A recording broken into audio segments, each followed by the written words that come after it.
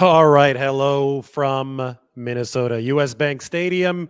It is time to bring some rational thought to the aftermath of this 49ers loss to the Vikings. 23-17 was the final. I was like Grandpa Simpson, walking into the room, taking off my hat, hanging up the hat, and then putting it right back on and walking out when I first checked Twitter after this game. Had to write my article, my last game story ever for the Athletic in the meantime. So I hope that things have settled down a bit now, but it's unbelievable how people are overreacting to a week 2 loss. You'd think that the 49ers had not been there and done that before as far as playing in big games, but they played in so many massive games, either stretch run or playoff games or Super Bowls over the course of the past 5 years, that there's no excuse to read more into a week 2 loss than deserves to be read. So let's first put that out there, because the rest of the league, there have been really interesting results all around.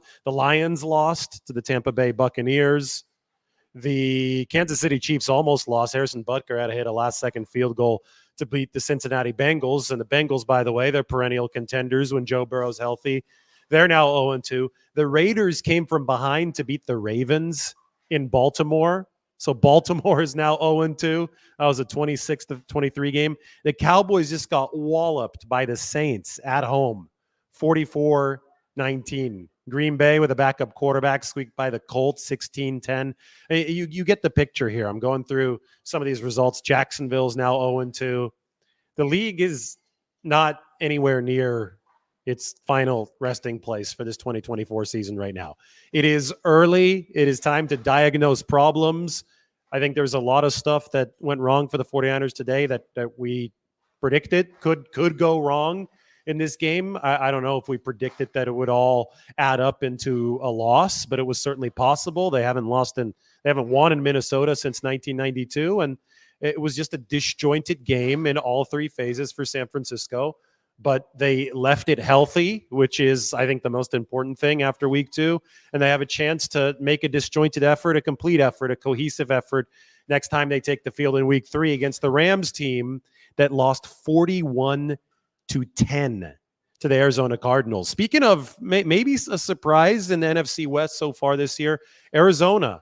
They were up on Buffalo last week, and they obviously lost on the road. But today they just spank a very injured Rams team at home, 41-10. So Arizona's 1-1. They'll be visiting Levi Stadium in just a couple of weeks after the Patriots come through.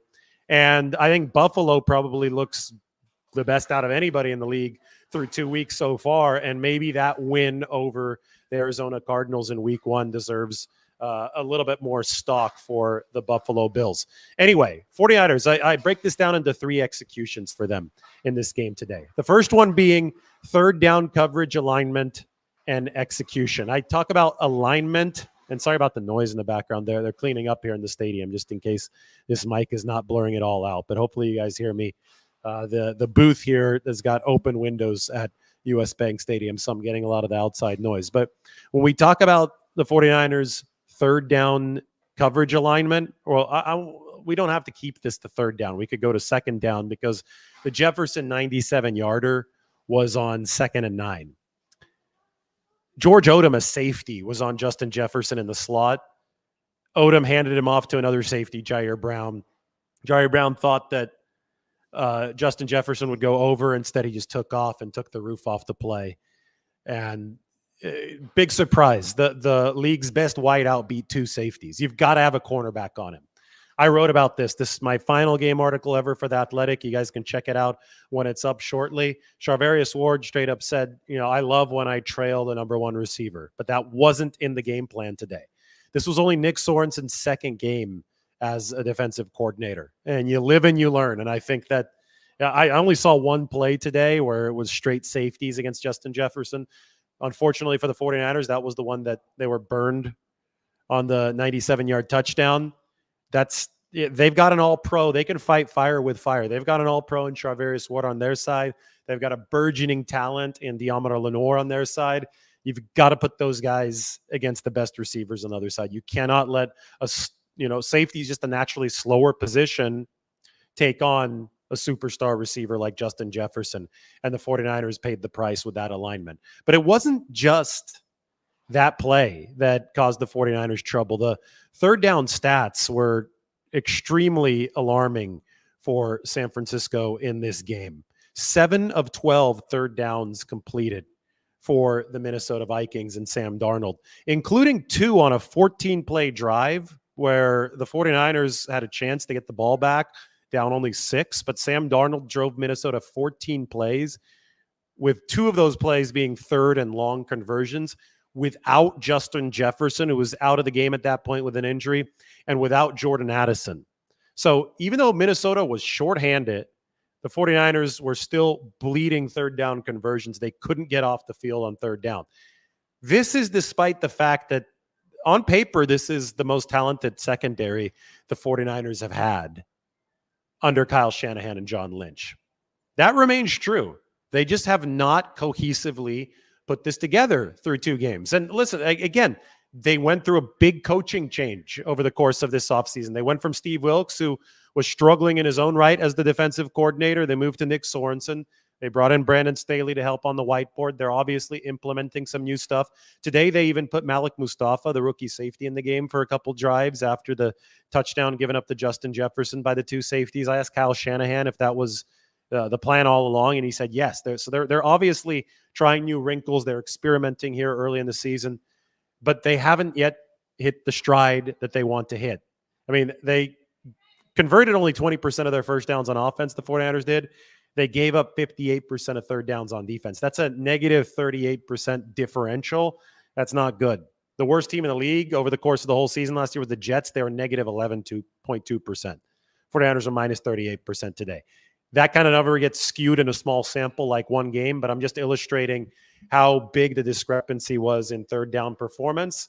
And I don't think it's because of a lack of talent, which is why nobody should be pressing the panic button for the 49ers right now. It's week 2. You play your way into the season. Defensively, the 49ers should be in relatively good condition. They didn't see a hold in or a hold out affect that side of the ball.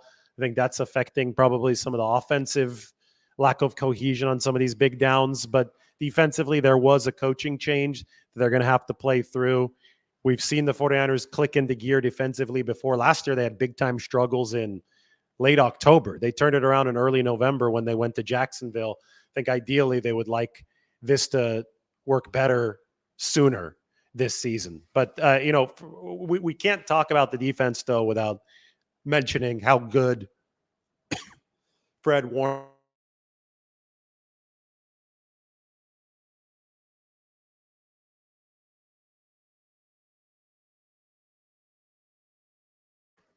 I'm trying to pull up a Fred Warner box score here. This is actually separation on the offense. Let me find the defensive numbers very quickly.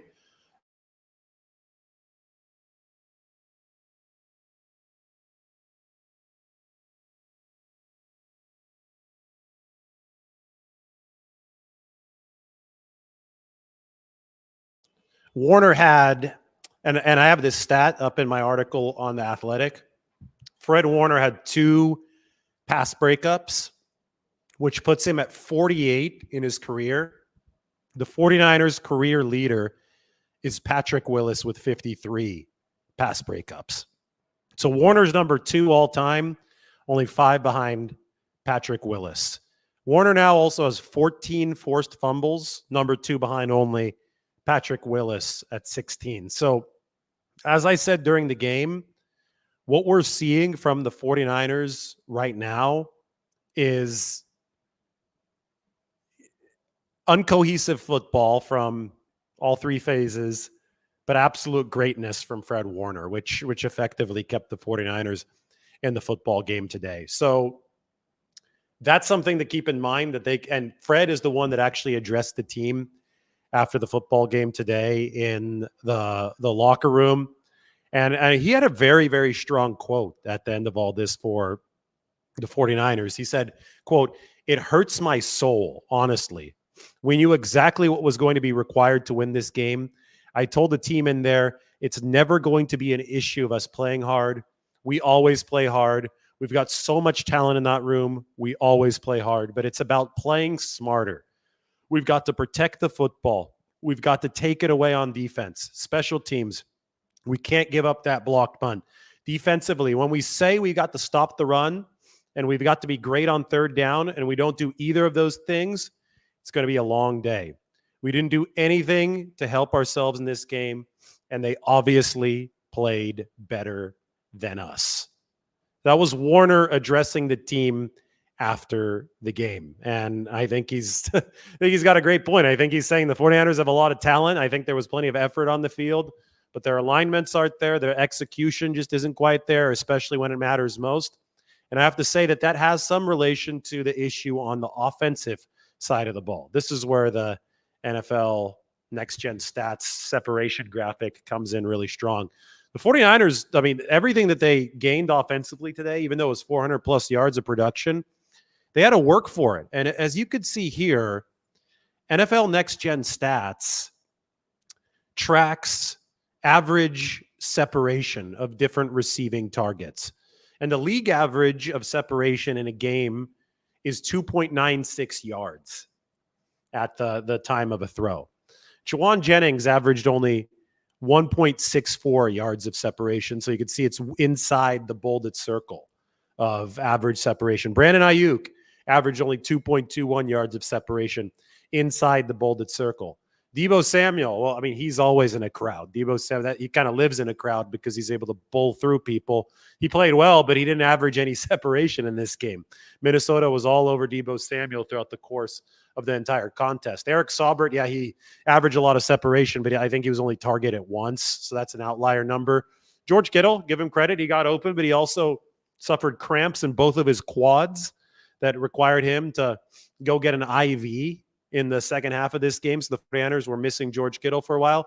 Basically, you see their separation totals, and then you look at Minnesota's, and essentially everything in Minnesota, literally everything in Minnesota's, is outside of that league average bolded circle. Jefferson, even though they're doubling him for a lot of the game, 2.99 yards of separation. Johnny Munt, I think, was only targeted a couple times. That's a lot. That's like Saubert.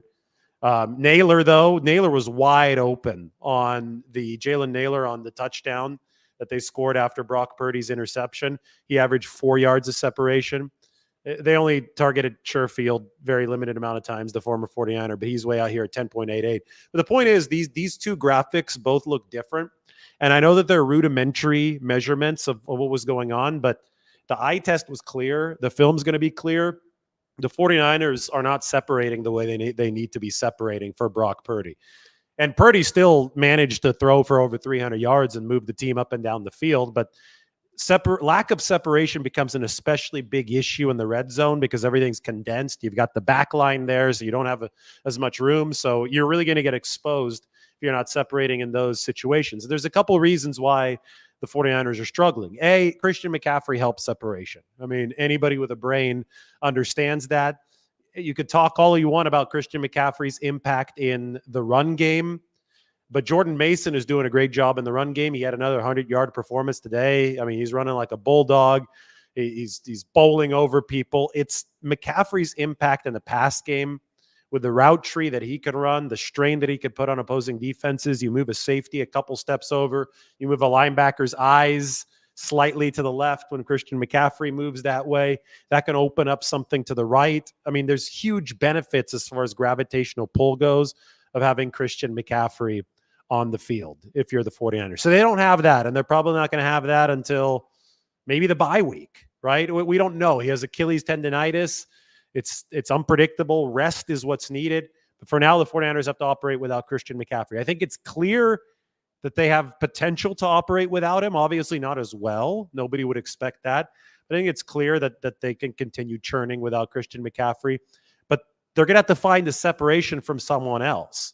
And when McCaffrey's not doing it, then all eyes turn to the X receiver, Brandon Aiyuk. When you talk about separation, you talk about the X receiver.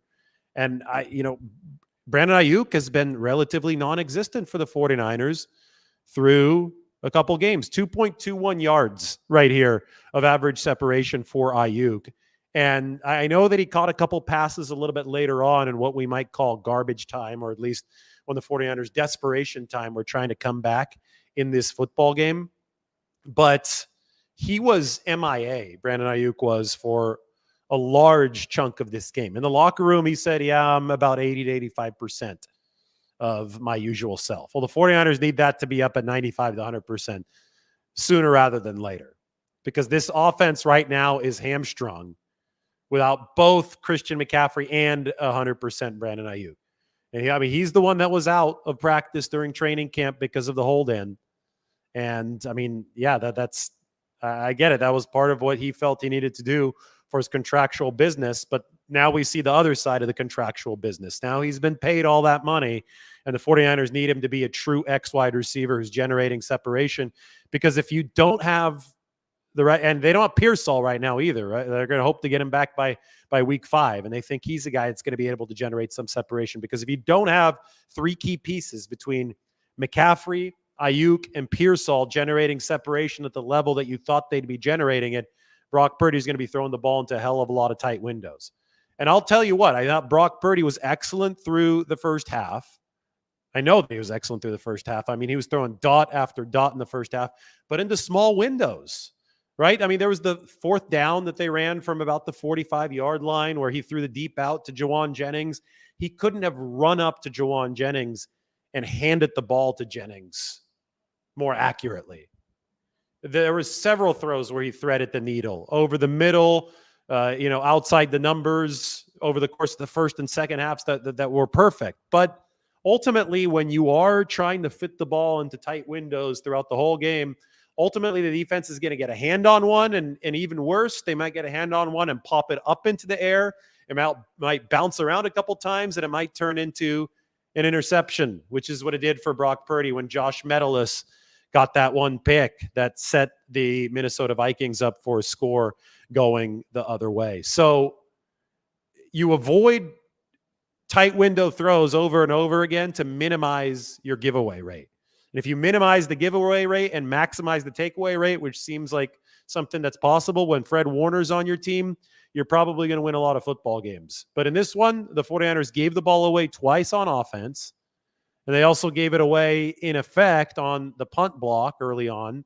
So they lost the turnover battle, even though Sam Darnold threw a pick to Fred Warner, and Fred Warner forced a fumble against Aaron Jones. You don't win when you lose the turnover battle in the NFL very often, especially against a team that could play. And, Minnesota had it was exactly the defense that we had previewed, that we talked about entering this game for the Minnesota Vikings. These guys will throw all kinds of different blitzes at you.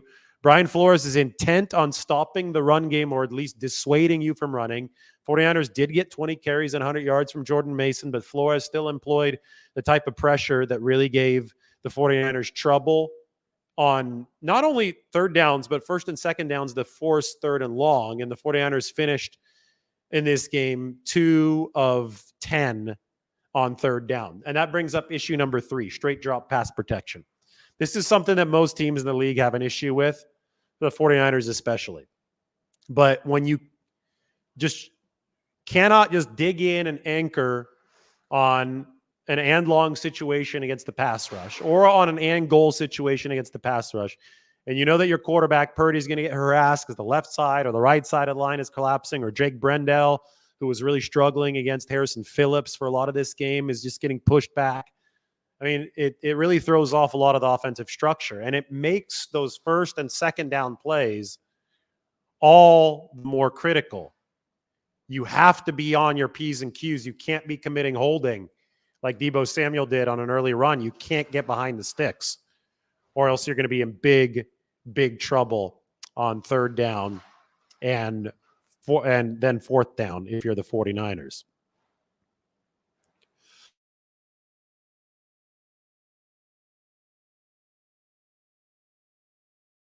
So I think it's this graphic right here that kind of leads back to everything. When I talk about straight drop pass protection, and I talk about the fact that the 49ers have an offensive line that's built more to run block than it is the pass block. And everybody got so excited last week when they played the Jets, like, oh, look, they're pass blocking great. The pass protection wasn't great in the first 2 drives of the game, maybe the first 3 drives of the game. The pass protection got a lot better once the run game took over for the 49ers and the Jets were on their heels. San Francisco was never able to control or grab control of game flow in a similar fashion today against the Vikings. It was a lot like the loss last year when they never firmly had control of the game. So for the 49ers, it's critical to control game flow offensively. And that also happens with complementary football when the defense is getting its stops on third down and you have a lead, because then the line can block downhill and the pass protection looks a lot better. You play to their strengths. But when you don't do that, all of a sudden you're backpedaling if you're the 49ers. And all of a sudden you're going to need other things, not just the pass protection, to help you out with protecting the quarterback. And one of those things is what I put up on the screen. It's the separation. They're not getting the separation. You got to have one or the other. You have to have either the separation or you've got to have totally rigid pass protection. Otherwise, Brock Purdy is going to be firing off into tight windows all afternoon long, and it's going to set up for trouble at some point down the road. Now, I mean, I saw so much from Brock Purdy today, and this is the good news for the 49ers. This is what you need to see through the 2 weeks. You need to see a shell of success, and I would say that the shell of a run game, 20 carries, 100 yards for Jordan Mason. That's good. Brock Purdy efficiency, 28 of 36, 319 yards and a touchdown, rating of 101.3. That's good too. And I think that the shell of defensive effectiveness is there as well, in that you see Nick Bosa with 2 sacks. You see Fred Warner flying around. You see, Charvarius Ward's a capable player. You just need better. And you know that the secondary's got talent. You need better cohesion on the back end. You need that coaching staff, I think, to fully sink in with its players, apply its plan. But I think that the shells of all the things that the 49ers will ultimately need over the course of the season are there. But they have not been able to tie everything together at this point. But, an overarching thing right now as we get ready for Sunday Night Football is that there are massive, massive problems for teams all around the entire NFL. We're going to get to see Caleb Williams against CJ Stroud tonight. The Bears against the Houston Texans in just about 10 minutes to wrap up this Sunday. That has seen some crazy results, including the Rams just get dominated by the Cardinals. The Jets went into Tennessee and got a win after losing to the 49ers last week. Pittsburgh beat Denver. Seattle barely got by New England in overtime. Cleveland over Jacksonville. Green Bay over Indianapolis. The Detroit Lions lose, so they drop to 1-1. The Saints over the Cowboys. The Chargers over the Panthers. I don't think that one is surprising at all. The Raiders over the Ravens. And, of course, on Thursday, we saw Buffalo over Miami. But, week 2 is always one of the trickier weeks. Everybody, is, I think, kind of caught off guard by week 2 in the NFL, because they talk about week 1 being unpredictable, and I get it's the opener. But week 2, there's a lot that happens in between those 2 weeks, because you finally have game tape and you're finally able to apply things that you weren't over the course of the offseason. I still remember the 2011 49ers lost in week 2. That was to the Dallas Cowboys. I think that was in overtime, a candlestick, right? And that team ended up going to the NFC Championship game. The 2012 49ers lost in week 2 here to Minnesota, part of this 8-game losing streak at Minnesota that goes back to 1992. They obviously made it all the way to the Super Bowl. I'm trying to remember what the 2013 49ers did in week 2. That might have been the loss to Seattle, right? I think all the really good 49ers teams in the past under Harbaugh were losing in week 2. I think they might have gotten destroyed up in Seattle, if I'm not remembering correctly here. But obviously last year the 49ers got the job done in week 2. They didn't lose until week 6. And I think that there's this false expectation that if the 49ers don't show every single week that they're going to go undefeated, that somehow everything is coming apart, coming undone, the wheels are coming off. And that's just not a rational way to look at football. If you look at the struggles around the rest of the league and you look at what the 49ers need to accomplish in the marathon and not a sprint, well, you can start with the fact that they have the structure of some of the stuff they want to get in. They just weren't able to put together a cohesive performance today. So again, issue 1, is that third down coverage was not good enough. I thought that the pass rush was actually fine for the 49ers, besides the fact that they let Darnold leak out for a couple damaging runs in the first half. I just don't think that the coverage alignments were good, and that was best exemplified by the fact that two safeties were covering Justin Jefferson on the 97-yard touchdown. And then they weren't able to shut down Minnesota even after Jefferson was out of the game. So you've got to get on the same page with Sorensen and Staley, and I expect it to take some time, but it can't take much longer for the 49ers. You've got to separate offensively. That's going to help Brock Purdy and the offensive line out, and that's up to Brandon Aiyuk to overcome the missed practice from the course of this training camp. And yes, you do have to be better in straight drop pass protection, but I think that improving issue 1 and improving issue 2 will help improve issue 3, because it's all tied together. And your team is going to be in better position to handle all of these challenges if it's playing downhill instead of uphill. And today they were just playing uphill against Minnesota. So next week when the 49ers take the field against the Rams, the goal is to start that game better so they can play this downhill. And I can guarantee you, as soon as that happens, everything will click. We say the same thing every year. And every year, in the past, it seems that it had been worse for the 49ers. Now people are overreacting to one loss the same way that they're overreacting to 2 or 3 losses in 2021. Hell, I mean, it was pretty close time to actually press the panic meter in 2021 when they dropped to 3-5, and they still climbed out of that hole. You want to leave yourself enough of a buffer to still grab that 1 seed, and the 49ers are totally fine if that's the goal, which it is for them in the NFC. It's like last year when they lost 3 straight games before the bye week. They want to avoid a similar kind of losing streak this year. And, Nick Bosa called this a wake-up call.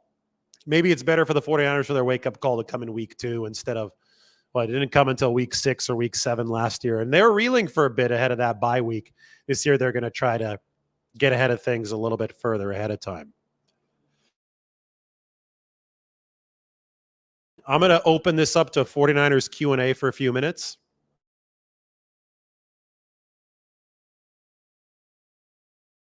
If I can find the Q&A text title.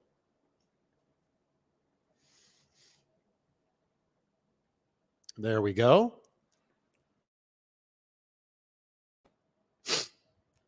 Let's answer some of your questions. As Eric Gomes says, ask some good questions. We're going to run you up to Sunday Night Football with some of these questions and answers. Shanahan, this is crap. Shanahan leaned on Mason plenty. I don't want to hear any more about Shanahan's play calling was off from amateurs sitting on their couch. Kyle Shanahan knows how to call plays better than you do. Jordan Mason ran the ball 20 times for 100 yards today. He ran Mason plenty in this game. Shanahan actually knows the defensive fronts that the Vikings are in. This Minnesota team dissuades you from running. They put 6 down defensive linemen, 5 down defensive linemen. Mason carried the ball 28 times against the Jets, and that was less than a week ago. It was a short week. It was on Monday night. So 20 carries was enough.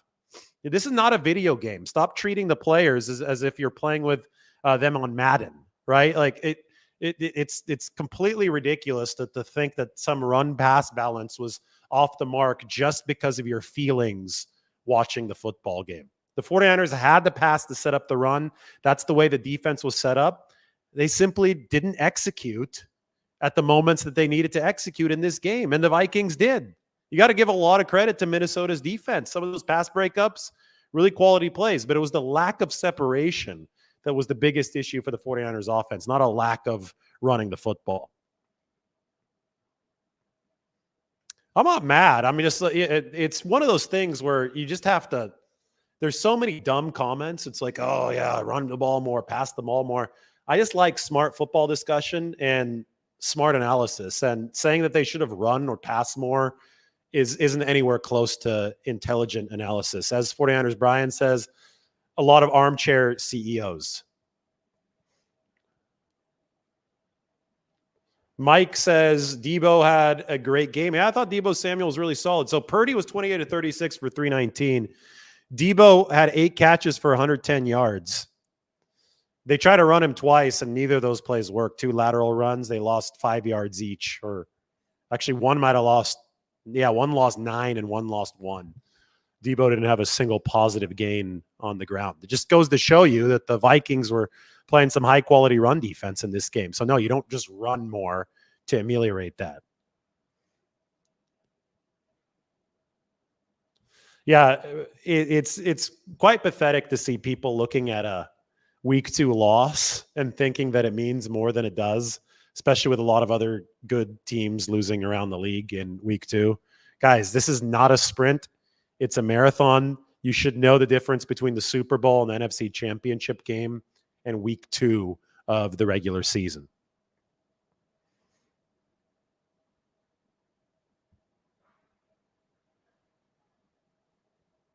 To what extent is the 49ers performance being negatively impacted by Aiyuk's holdout? Well, I think Aiyuk is telling us that he's not 100%. He's 80 or 85%.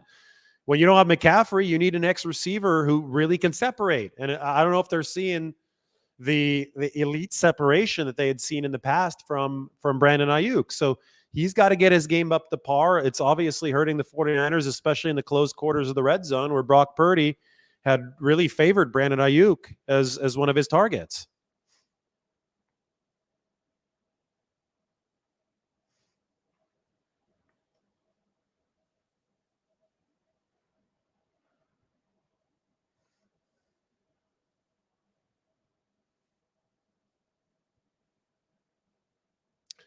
Vikings were really good defensively. I mean, that's what we're saying. I think the way they put pressure on different offenses with the rugged blitzes that they run, with the exotic blitzes that Brian Flores runs, strain any offense. I thought the 49ers handled it decently for most of the game, but how the Vikings recover in pass coverage is what's especially impressive. And if a team is not separating at a good level, like the 49ers right now, then that coverage is going to look very good. Yeah, I mean, Jake Brendel already regressed last year. We've talked about that. And I thought today he was getting his lunch handed to him by Harrison Phillips on the inside.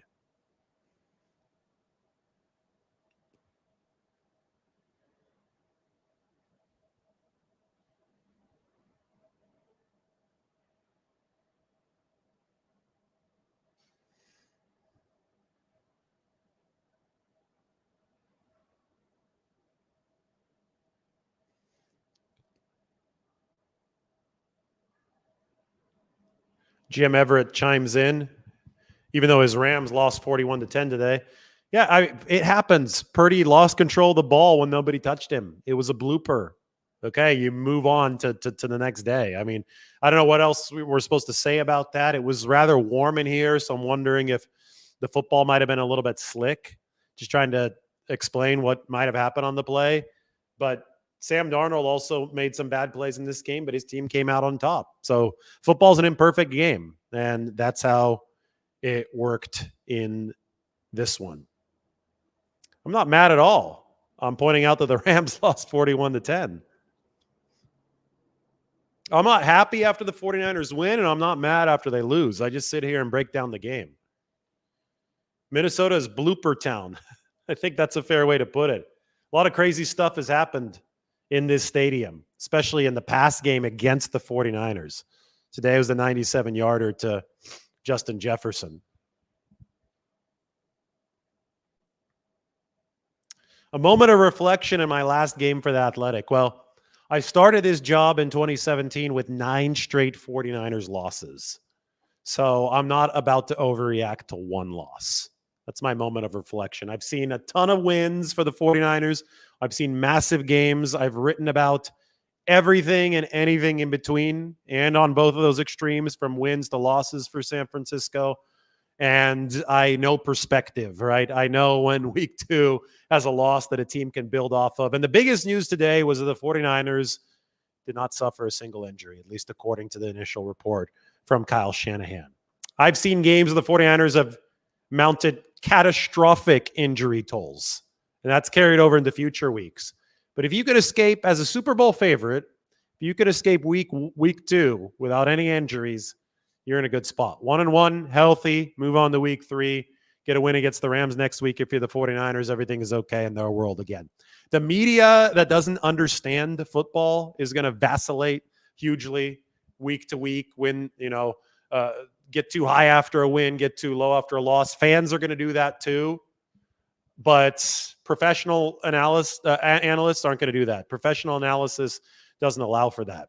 The 49ers entered this week as NFC favorites. They leave this week as NFC favorites. The one thing that could have derailed them from that position was a serious injury or multiple serious injuries. That didn't happen.